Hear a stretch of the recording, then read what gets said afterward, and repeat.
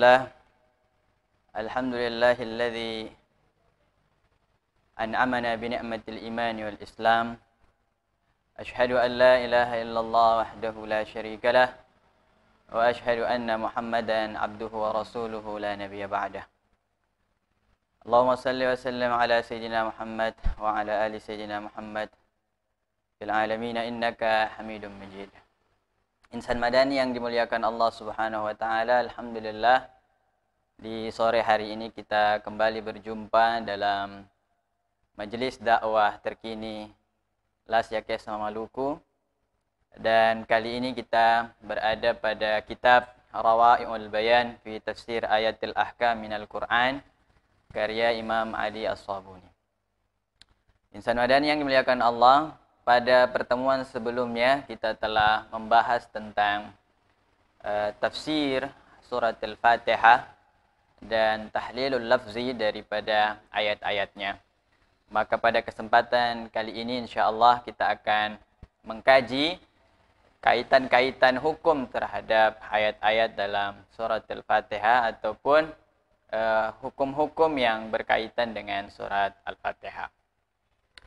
Pada bab ini, pada kajian ini atau pada pembahasan ini, kita akan diperhadapkan dengan satu fenomena, yaitu di mana ulama akan kita temui berbeda pendapat antara satu dengan yang lainnya. Imam Syafi'i terkadang tidak sepaham dengan Imam Malik atau meruncing perbedaan pendapat di antara mereka berdua, dan atau imam yang lain, Imam Ahmad, Imam Abu Hanifah, mereka tidak sepaham pada perkara-perkara tertentu, dan ini akan kita temukan pada pembahasan kita di ayat-ayat hukum terkait dengan surat Al-Fatihah ini. Oleh karena itu, karena dia berkaitan dengan fenomena perbedaan pendapat, sudah semestinya, sudah sewajarnya kita sebagai talibul ilm atau orang-orang yang menuntut ilmu atau orang-orang yang mendengarkan ilmu, orang-orang yang mencintai ilmu, sudah sepatutnya berada pada kondisi atau berpihak pada sesuatu yang sifatnya saling menghormati, saling mentoleransi antara perbedaan-perbedaan pandang para ulama ini, dan sudah sewajarnya kita menjadi orang yang bijaksana. Lahir daripada pertemuan kita ini, pada kajian kita ini, menjadi orang yang bijaksana dalam setiap kali kita menemukan perbedaan pandang. Karena kita akan temukan nanti pada pembahasan-pembahasannya bahwa para ulama berbeda pandang bukan karena hawa nafsu mereka, atau bukan hanya karena ingin berbeda dengan yang lainnya, atau gengsi terhadap pandangan orang lain sehingga tidak mau mereka ikuti. Tapi perbedaan pandangan itu diakibatkan karena banyak faktor. Misalnya kita sebutkan karena faktor perbedaan melihat hukum di suatu hadis. Ya. Misalnya Imam Syafi'i berpandangan pada satu hadis tertentu, tetapi ulama lain, imam yang lain mengatakan hadis tersebut tidak kuat atau tidak cukup menjadi pijakan untuk satu pandangan untuk kita mengikutinya. Nah, dan hukum-hukum atas hadis tersebut sangat banyak sekali, insan Madani yang dimuliakan Allah Subhanahu wa taala. Bisa jadi menurut Imam Syafi'i itu kuat, di hadapan imam lain itu tidak kuat. Atau dari jalur yang berbeda, Imam Syafi'i menghukuminya kuat, tapi di jalur yang lain, ulama yang lain kemudian mengatakan sanad daripada hadis tersebut adalah sanad yang nazil. Maka inilah yang membuat para ulama berbeda pandang. Yang pertama adalah mereka berbeda pemahaman atau berbeda pandangan terhadap hukum di suatu hadis atau derajat satu hadis. Ada yang mengatakan hadis ini sahih, tapi di sebelah yang lain, di sudut yang lain, ulama mengatakan hadis itu adalah hadis yang lemah. Berikutnya, faktor yang memungkinkan mereka berbeda pandangan adalah faktor memahami apa yang disebut dengan bahasa daripada dalil-dalil yang mansus. Misalnya kalau kita temukan kalimat atau kata-kata tertentu dalam hadis ataupun dalam Al-Quran, memiliki makna yang tentunya berbeda antara satu yang lainnya melihat. Misalnya ada makna kata la. Kata la kalau dalam bahasa kita artinya tidak. Tetapi ketika kita lekatkan pada bahasa atau pendekatan bahasa Arab, maka kita temukan di sana ternyata kata la itu yang artinya tidak itu bisa jadi tidak dalam artian dia tidak sahih atau tidak sah, la sihha, atau nafyul kamal. Dia la itu tadi menghilangkan kesempurnaan atau tidak sempurna, atau kata la tadi itu bermakna tidak sah. Nah, ini perbedaan pandang terhadap satu bahasa. Atau bisa jadi satu kata itu memiliki makna ganda. Contohnya, dan maknanya, insan madani, maknanya saling bertolak belakang antara satu dengan yang lainnya. Misalnya, kalau kita temukan dalam Al-Quran masa kata kuru, ya, di mana wanita mengalami perceraian ataupun ditinggal oleh suaminya dalam keadaan wafat atau ditalak suaminya dalam keadaan hidup, maka masa iddahnya itu di dalam Al-Quran disebutkan dengan bahasa salasata kuru, 3 kuru. Nah, kuru itu dalam bahasa Arab bisa berarti masa haidnya, artinya wanita kalau dia ingin menikah lagi setelah diceraikan oleh suaminya, maka dia harus menunggu 3 masa haid. Artinya dia selesai dulu 3 kali masa haid baru dia menikah lagi. Atau kuru juga bisa diartikan dia masa suci. Artinya kalau dia diceraikan oleh suaminya, maka dia harus menunggu 3 kali suci dari haidnya baru dia boleh menikah kembali. Nah, perbedaan bahasa juga menjadi faktor daripada ulama berbeda pandangan antara satu dengan yang lainnya. Maka oleh karena itu insan madani yang dimuliakan Allah Subhanahu wa taala, kita selepas daripada membicarakan ataupun mengkaji ayat-ayat hukum ini sudah semestinya menjadi orang yang semakin dewasa, semakin bijaksana memahami satu perkara, satu hukum, dan melihat bahwa ulama itu berbeda pandang di atas setiap dalil yang mereka yakini. Oleh karenanya sangat tidak wajar, sangat naif sekali kalau seandainya hari ini kita memilih satu pandangan, satu pendapat, lantas kemudian mengerdilkan ataupun mengecam pandangan orang lain, atau bahkan kita mencaci ulama yang lain yang berbeda pandang itu, padahal mereka berdiri atau melandasi pandangannya, pendapatnya di atas dalil-dalil.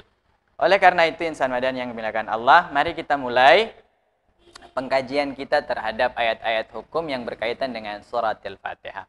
Yang pertama ditulis di kitabnya ini bahwa al-hukmul awal, hukum pertama adalah halil basmalah ayah minal Quran. Apakah basmalah, ya, satu ayat daripada ayat Al-Quran.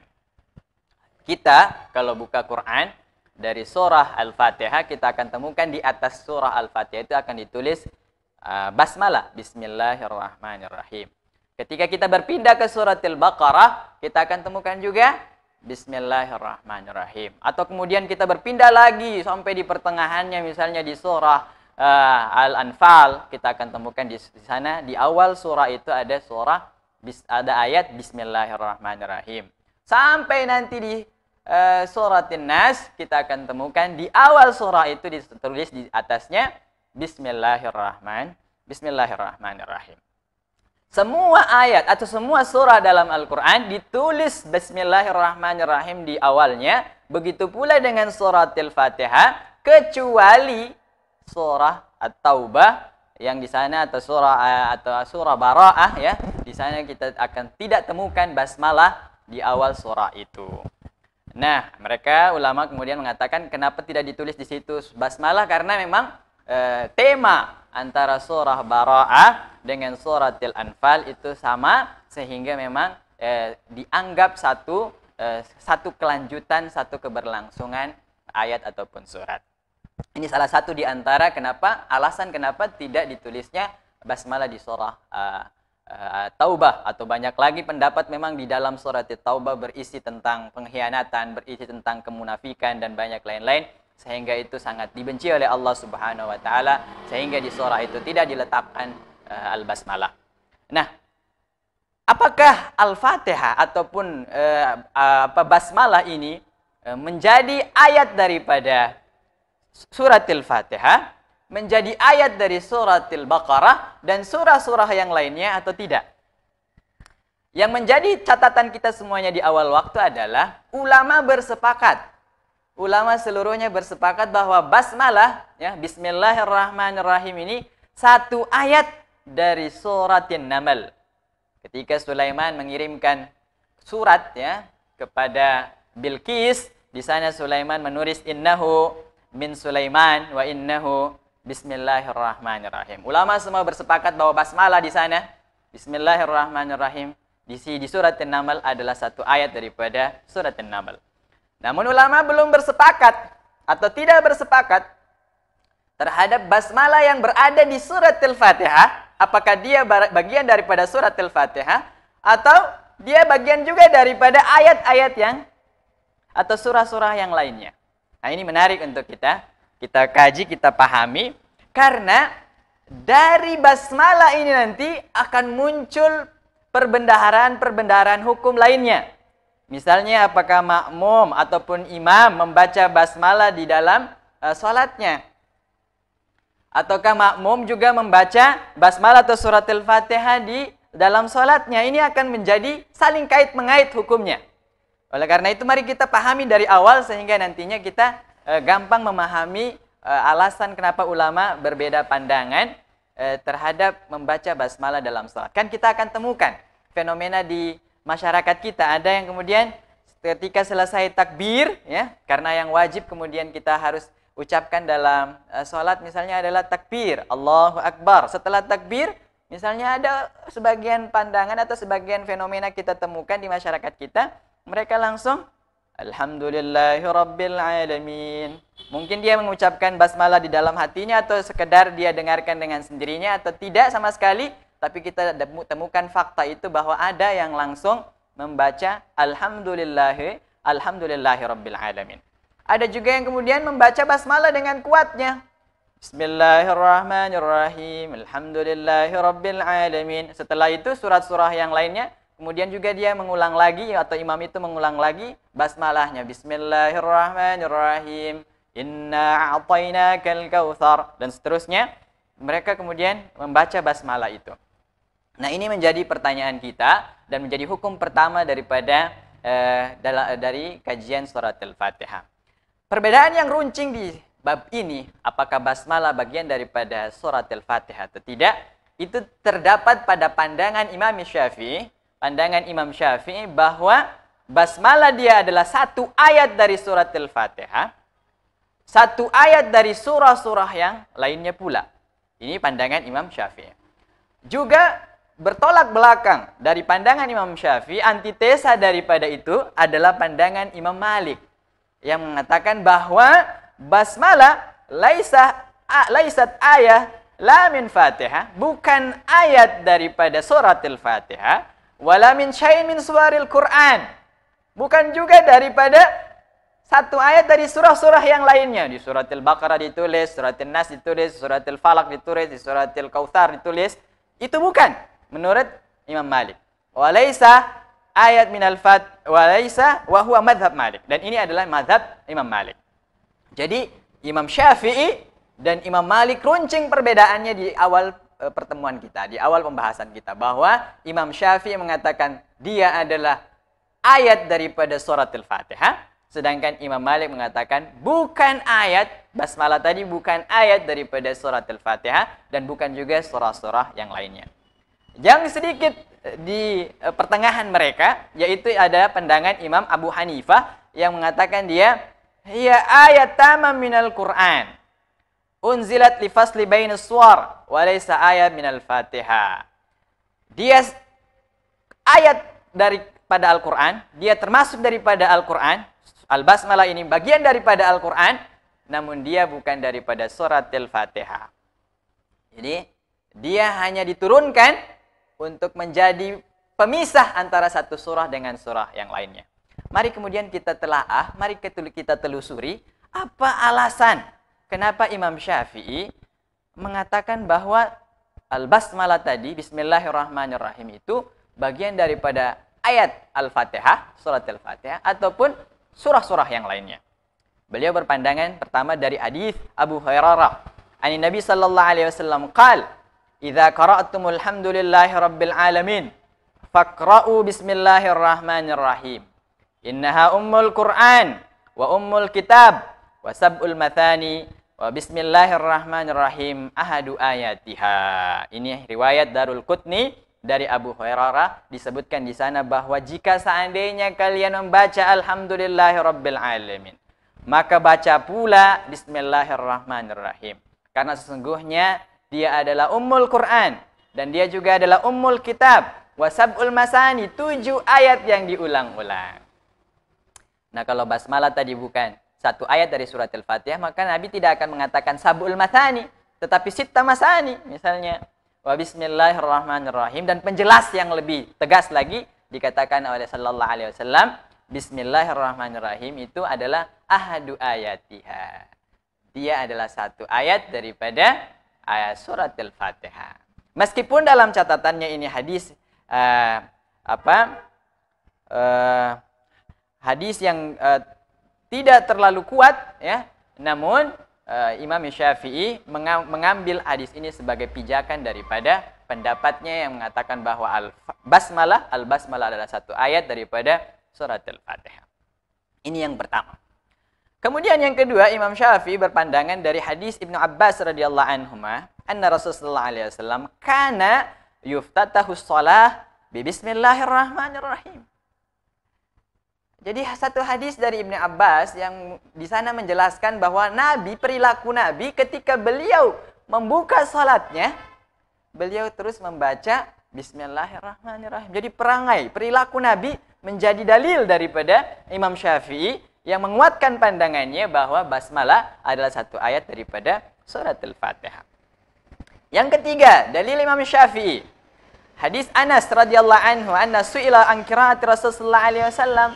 Anas adalah sahabat yang selalu berlama-lama dengan Rasulullah sallallahu alaihi wasallam, hidup bersama Rasulullah sallallahu alaihi wasallam dengan waktu yang cukup panjang, dan pernah ditanya oleh sahabat yang lainnya bagaimana bacaan Nabi sallallahu alaihi wasallam.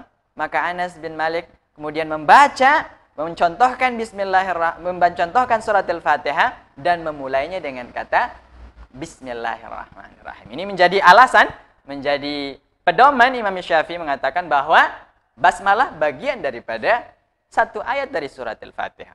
Jadi hadis daripada Anas bin Malik, ada hadis dari Ibn Abbas, ada hadis dari Abu Hurairah. Semuanya mengatakan bahwa basmalah satu ayat daripada surat Al-Fatihah. Dan yang keempat, ya, hadis Anas juga bahwa Rasulullah sallallahu alaihi wasallam, bainana Rasulullah alaihi wasallam dzata yaumin baina adharina idz ughfiya ighfa'ah thumma rafa'a ra'sahu mutabassiman. Pada suatu hari Rasulullah alaihi wasallam ini menundukkan kepalanya, tapi kemudian seketika beliau mengangkat kepalanya sambil tersenyum. Kemudian mengatakan, sahabat bertanya, "Ya Rasulullah, apa yang membuat engkau tertawa?" Kemudian Rasulullah SAW mengatakan, "Telah turun padaku satu surah tadi." Kemudian beliau mengatakan, "Bismillahirrahmanirrahim. Inna a'tainakal kautsar, fashalli rabbika wanhar, inna syani'aka huwal abtar." Jadi hadis ini menjadi pijakan Imam Syafi'i mengatakan bahwa al-basmalah jadi juga satu ayat dari surah-surah yang lainnya. Ketika turun surat Al-Kautsar, Nabi sallallahu alaihi wasallam tadi setelah tersenyum membaca di permulaannya dengan bismillahirrahmanirrahim. Nah, ini alasan atau pijakan Imam Syafi'i. Dan yang terakhir, Imam Syafi'i berdalil dengan dalil akliyah, dengan logika. Beliau mengatakan, wa huwa annal mushafil imam kutibat fihi al-basmalah fi awalil Fatihah. Jadi mushaf di zaman dulu, di zaman Utsman bin Affan, ketika kemudian ditadwin, disusun, atau di zaman Abu Bakar As-Siddiq, kemudian dikumpulkan Quran itu, di awal surat Al-Fatihah ditulis di atasnya basmalah. Wa fi awal kulli surah min suwaril Qur'an. Bukan hanya di basmalah kata Imam Syafi'i, juga di surah-surah yang lainnya ada al-basmalah. Ya. Ma ada surah Bara'ah selain surat At-Taubah. Wa kutibat kadzalika fi masahifil amsar al-manqul anhu.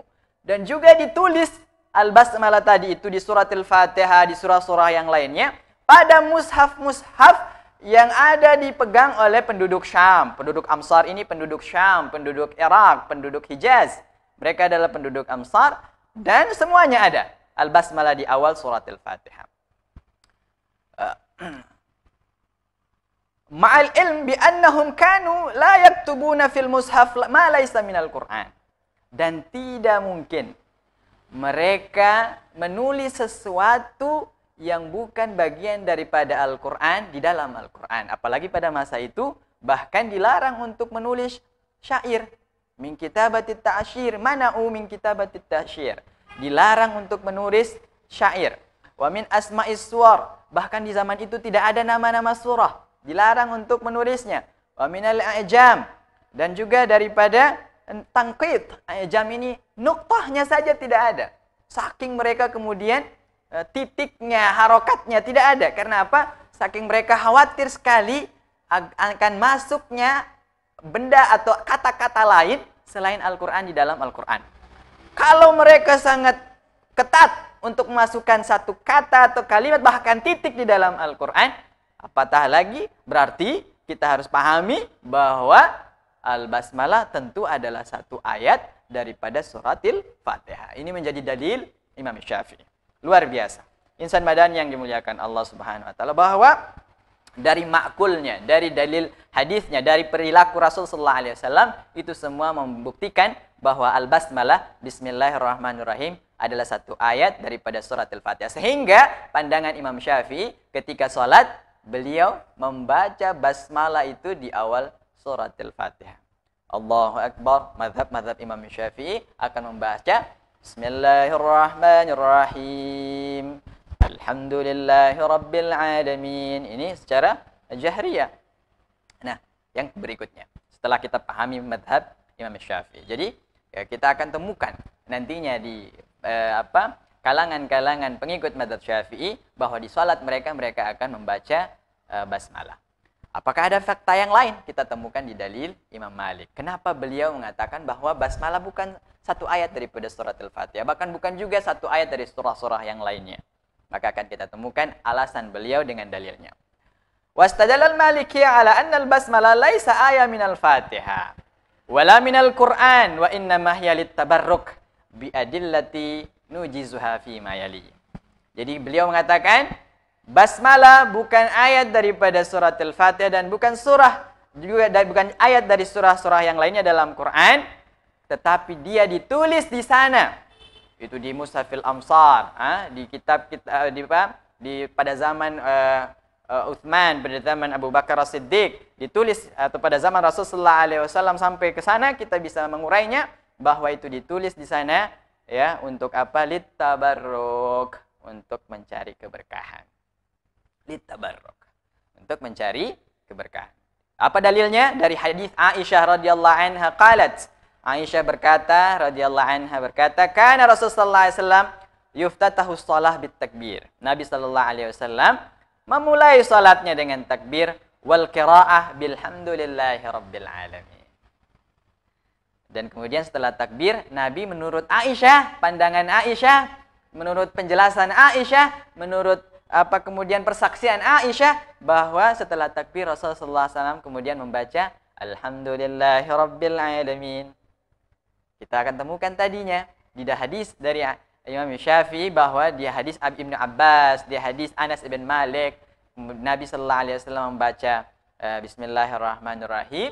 Tapi kemudian di hadis Aisyah kita temukan di sana persaksiannya bahwa Nabi tidak memulainya dengan Bismillahirrahmanirrahim, melainkan melaluinya dengan atau memulainya dengan Alhamdulillahirabbil alamin. Apakah ada persengketaan? Apakah ada sedikit silang pendapat?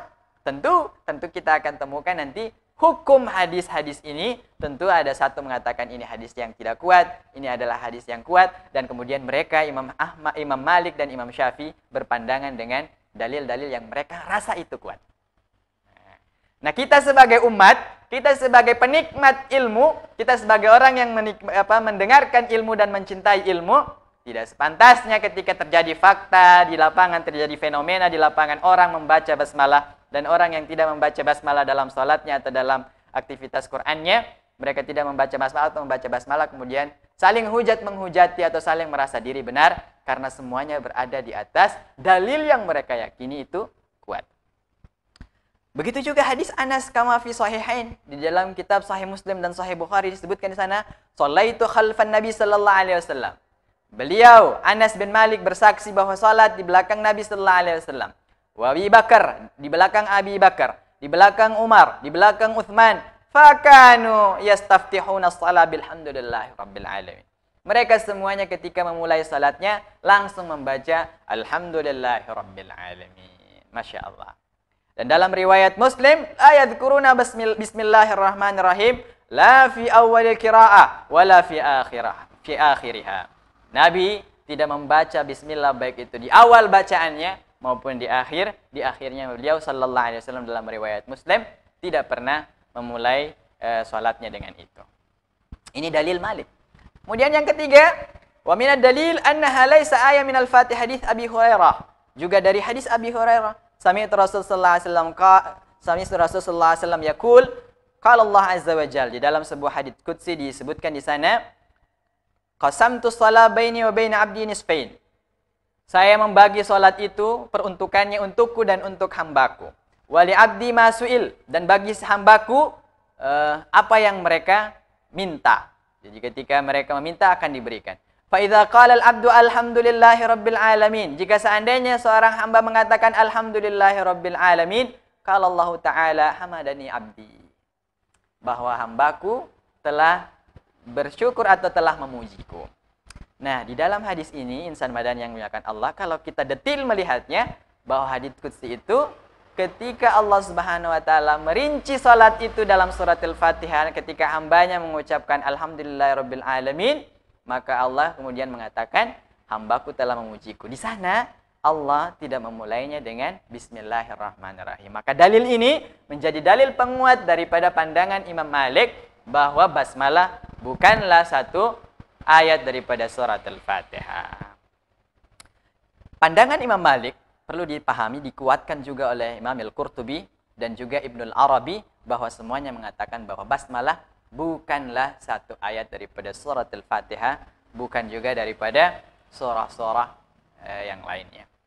Tetapi ditulis dalam Al-Quran untuk menjadi berkah, untuk mendapatkan berkah daripada Allah Ta'ala. Sehingga kita akan temukan dalam Al-Quran, ketika mulai dari surat Al-Baqarah, tidak ada tanda isyarat satu di belakang basmalah itu.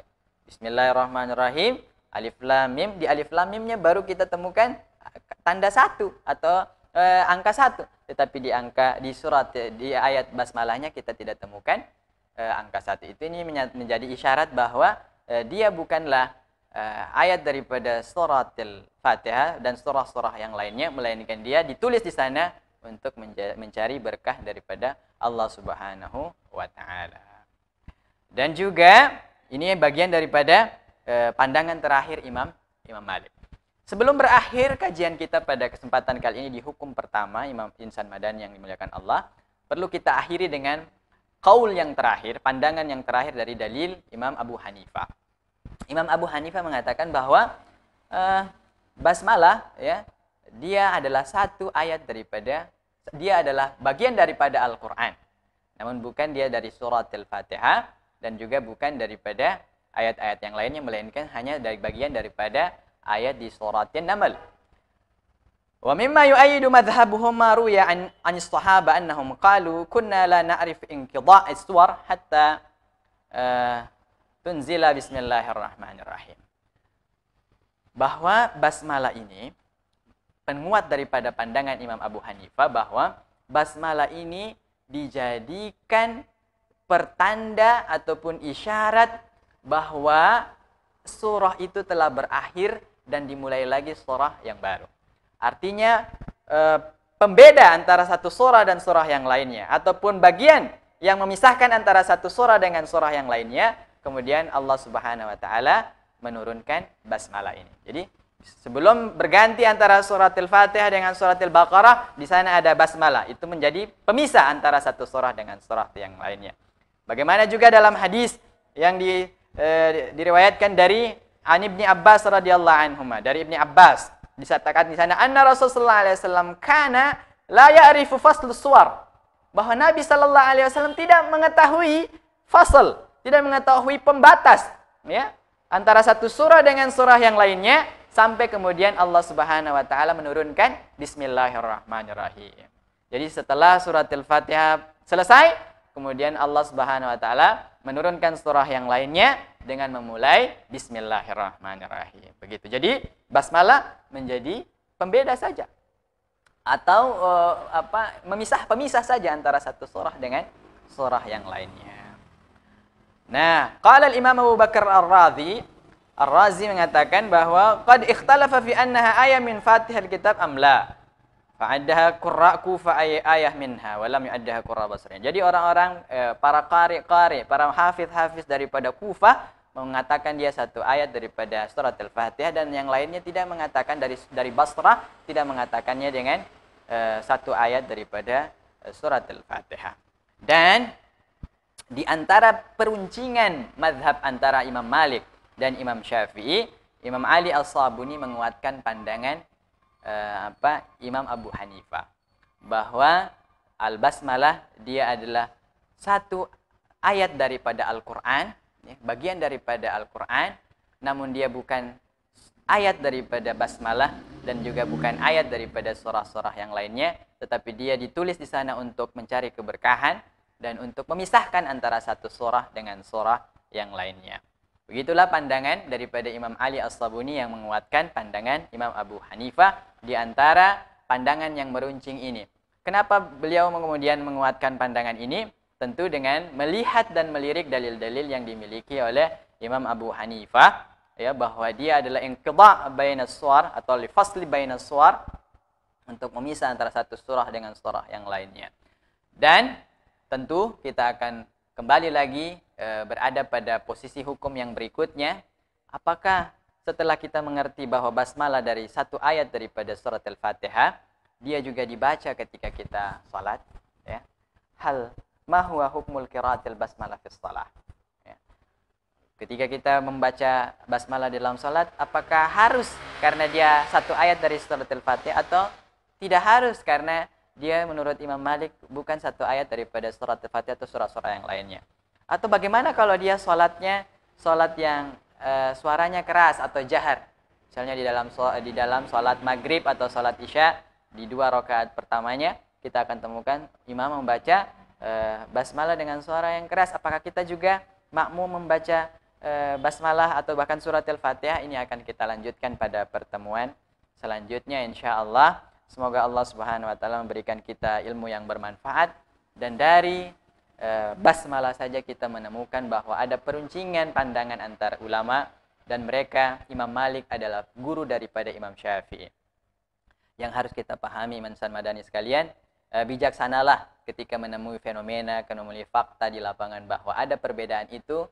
Ambillah yang kemudian kita merasa itu adalah yang paling nyaman di dalam diri kita, dan kemudian menyesuaikan juga ketika terjadi perbedaan itu. Kita sholat misalnya di dalam jamaah yang diimami oleh orang-orang yang menguatkan pandangan Imam Syafi'i, maka kita menyesuaikan diri dan tidak perlu ada silang sengketa pandangan dan kemudian saling bantah-bantahan yang tidak perlu, atau bahkan saling mengkafirkan di antara satu dengan yang lainnya, atau mengatakan sholat satu tidak sah, sholatnya harus diulang dan lainnya, karena mereka semuanya berdiri di atas dalil, dan setiap dalil yang mereka pijaki, yang mereka ambil, tentu mereka telah merasa itu adalah dalil yang kuat. Dan semoga Allah Subhanahu wa taala menunjukkan kita jalan pada ilmu yang membawa kepada kebijaksanaan. Hadanallahu ajma'in. Wal 'afwu minkum. Assalamualaikum warahmatullahi taala wabarakatuh.